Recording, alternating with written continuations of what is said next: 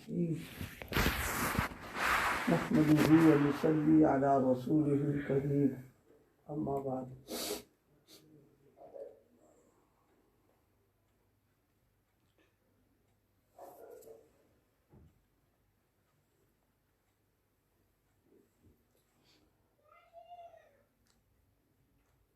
عبادت اور نیکیاں کرنے کے بعد میں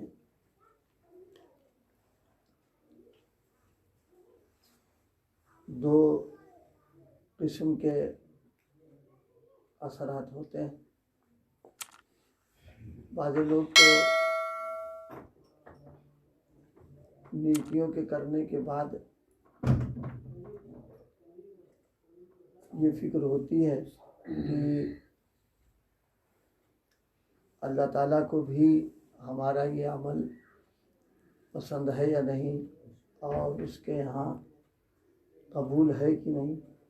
ایک تو فکر کچھ لوگوں کو اس طرح ہوتی ہے، کچھ لوگوں کا اوپر اثر یہ ہوتا ہے کہ نیکیاں اور طاعت کرنے کے بعد میں اب نفس جو ہے وہ گویا پھولنے لگتا ہے کہ ہم نے نیک کام کر لیا اور ہم سے عبادت و طاعت ہو گئی۔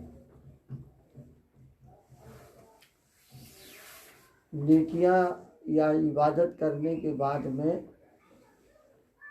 عجب پیدا ہو جانا، بڑائی کا پیدا ہو جانا، یہ عبدیت کے بندگی کے خلاف بات ہے، اور اللہ تعالیٰ کو جو ہے یہ چیز ناپسند ہے۔ قرآن پاک میں ایک موقع پر فرمایا گیا ہے والذین یؤتون ما آتوا وقلوبہم وجلۃ، کہ اللہ کے راستے حضرات صحابہ کرام کا کیا کہتے ہیں، صحابہ کرام کی شان بیان فرمائی ہے کہ وہ اللہ کے راستے میں خرچ کرنے کے بعد میں ان کا دل جو ہے وہ ڈرتا تھا، دل جو ہے لرزتا تھا۔ حضرت عائشہ صدیقہ رضی اللہ عنہا سے منقول بھی ہے کہ انہوں نے پوچھا ہے رسول اللہ یہ ڈر کاہے کا ان کو ہو رہا تھا، کیا انہوں نے چوری، شراب نوشی یا اس طریقے کے اور اعمال کیے ہیں کہ جس کی وجہ سے وہ ڈر رہے ہیں؟ تو فرمایا نہیں، اس کی وجہ سے نہیں ڈر رہے ہیں، بلکہ ڈر اس لیے رہے ہیں کہ اللہ کے راستے میں جو دیا ہے وہ اللہ تعالیٰ نے بھی قبول کیا کہ نہیں کیا، اور اللہ تعالیٰ کو بھی پسند آیا کہ نہیں آیا۔ تو اس آیت سے یہ بات معلوم ہو رہی ہے کہ نیکیوں کے کرنے کے بعد میں کبر اور عجب کا پیدا ہو جانا یہ خطرناک چیز ہے۔ یہ تو گویا انسان کو بربادی کی طرف لے جا رہا ہے، اور مومنانہ شان یہ ہے کہ نیکیوں کے کرنے کے بعد میں اب اس کو فکر ہو اس بات کی کہ جو ہے اللہ تعالیٰ کو بھی پسند ہے یا نہیں۔ اسی لیے سیدنا حضرت اسماعیل علیہ السلام نے اور حضرت ابراہیم علیہ السلام، ان دونوں حضرات نے بیت اللہ کی جب تعمیر فرمائی ہے تو دعا مانگی ہے، ربنا تقبل منا انک انت السمیع العلیم۔ یہ دعا جو مانگی ہے، ظاہر ہے نبی سے بڑھ کر مخلص اور اس سے بڑھ کر اللہ تعالیٰ سے ڈرنے والا کون ہو سکتا ہے، اور اس کا اخلاص کتنا اعلیٰ درجے کا ہوگا اس کا تو کوئی امتی اس کو پہنچ بھی نہیں سکتا۔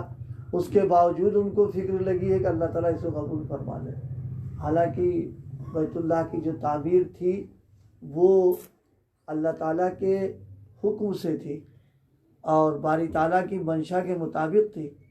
اس کے باوجود دعا کر رہے ربنا تقبل منا انک انت السمیع العلیم۔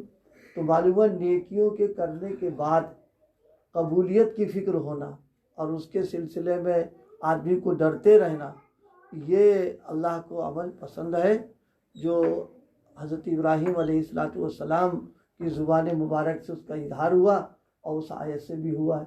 اس لیے بھائی ہم سب لوگوں کو اللہ پاک اس کی توفیق عطا فرمائے کہ نیکیوں کے بعد عجب نہ آنے پائے، کبر نہ آنے پائے، بڑائی نہ آنے پائے، بلکہ اس کے بعد عاجزی، انکساری کہ اللہ آپ اسے قبول فرما لیں، کہ اگر انہوں نے قبول نہیں کیا تو ساری محنت بیکار چلی جائے گی میری۔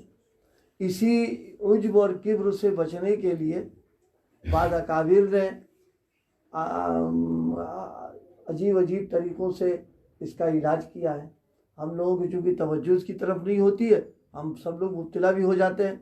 صاحب اٹھ گئے، معلوم ہوا تلاوت کی توفیق ہو گئی، تسبیح پڑھ لی، تہجد پڑھ لیا، اب فخریہ طور پر ساتھیوں میں اس کا اظہار ہو رہا ہے، اس کو بیان کر رہے ہیں۔ یہ نہیں، قرآن پاک میں صحابہ کی ایک صفت اور بیان فرمائی، ایک دوسری جگہ پر ہے، کانوا قلیلا من اللیل ما یہجعون وبالاسحار هم یستغفرون۔ صبح ہوتی تو استغفار کر رہے ہیں وہ، حالانکہ رات میں تو وہ بیچارے تہجد پڑھا ہے انہوں نے، یہ استغفار کاہے کا ہو رہا، یہ اسی بات کا ہے۔ اس لیے گویا ایک معیار آ گیا سامنے کہ اللہ کے لیے اگر کوئی عمل ہے تو نیکیوں کے بعد میں عجب پیدا نہیں ہوگا، اور اگر عجب پیدا ہو رہا ہے تو اس کا مطلب ہے کہ معاملہ سارا گڑبڑ ہو رہا ہے اس میں۔ تو لوگ کیسے کیسے اپنے علاج کرتے تھے۔ ایک واقعہ اس سے پہلے بھی میں نے سنایا تھا، علامہ جلال الدین سیوطی رحمۃ اللہ علیہ نے واقعہ نقل کیا ہے حضرت سید احمد رفاعی رحمۃ اللہ تعالی علیہ کا۔ فرماتے ہیں روضہ پاک پر حاضری دی تو بلند آواز سے عرض کیا السلام علیکہ یا جدی، کیونکہ سادات میں سے تھے لہذا نانا جان السلام علیکم۔ وہاں سے جواب ملا جس کو اور لوگوں نے بھی سنا وعلیکم السلام یا ولدی۔ ظاہر ہے وہاں سے جواب آیا تو ایک وجد کی کیفیت پیدا ہو گئی، اور عرض کیا یا رسول اللہ، دور جب تھے تو روح کو قدم بوسی کے لیے اپنا نائب بنا کر بھیجا کرتا تھا، یعنی روحانی طور پر حاضری ہو جاتی تھی میری۔ اب جسم کی باری آئی ہے، اس واسطے دست اقدس بڑھا دیجیے تاکہ اس کو بوسہ دے دیں، یعنی درخواست کر دی ہاتھ مبارک آ جائے بوسہ دے دیں۔ جسد اطہر سے حضور صلی اللہ علیہ وسلم کا دست مبارک نمودار ہوا، جس کی نورانیت آفتاب بالکل ٹھیک دوپہر کی روشنی کی طرح سے تھی۔ انہوں نے آگے بڑھ کر بوسہ دیا۔ اس کے بعد آپ صلی اللہ علیہ وسلم کا نورانی ہاتھ قبر اطہر میں چلا گیا۔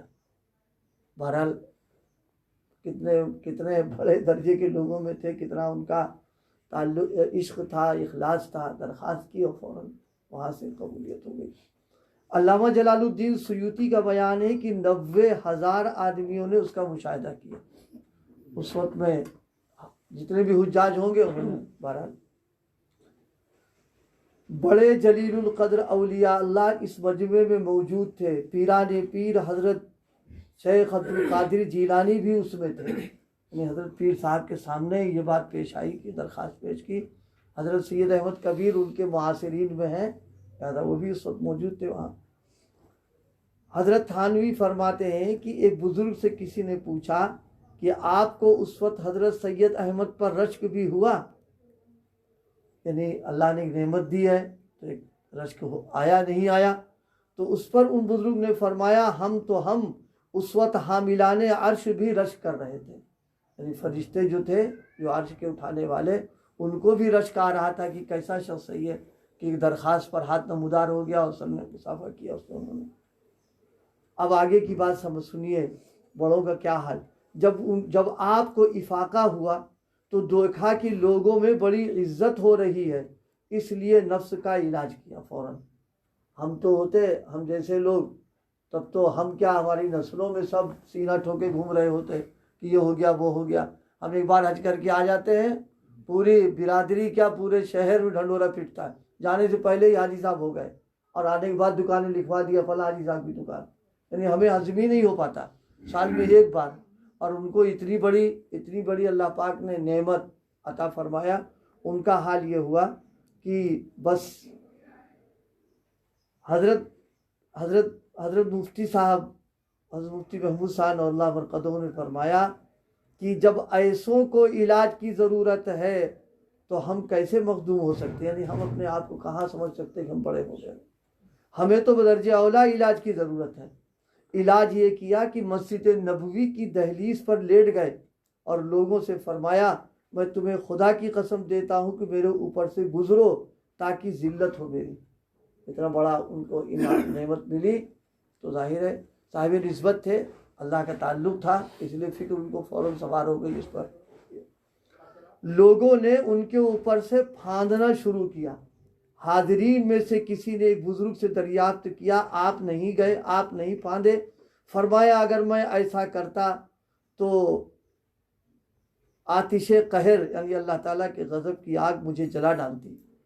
وہ اندھے ہیں جو پھاند کر کے جا رہے ہیں، یعنی اتنے بڑے شخص پر بھائی اللہ پاک نے جس کو جو بھی نعمت دے رکھی، ایمان والے کے پاک کو اللہ پاک نے کچھ نہ کچھ نعمت دے ہی رکھی ہے، تو اللہ پاک نے جو بھی نعمت دی ہو اس نعمت پر اترانا اور اس نعمت پر اکڑنا، اپنے کو بڑا سمجھنا اور سمجھنا کہ ہم بھی کچھ ہو گئے، یہ شیطانی حملہ ہے۔